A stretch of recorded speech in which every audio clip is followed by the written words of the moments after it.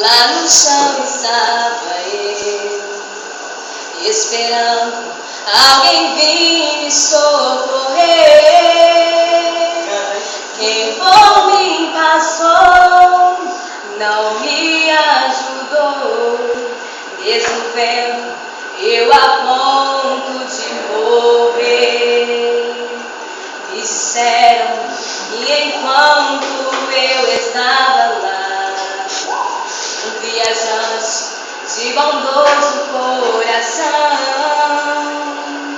me vendo caído sobre aquele chão, se encheu de uma profunda compaixão, e olhou e falou com amor: vai ficar tudo bem, olha só, o pior já passou.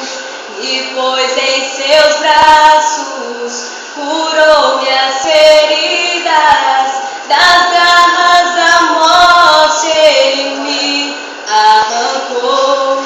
Sua voz tão suave eu posso ouvir, dizendo que ainda não era o fim. Salvou minha vida e se foi. Meu grande herói, não tinha cavalo branco, armadura reluzente, nem espada, nem escudo.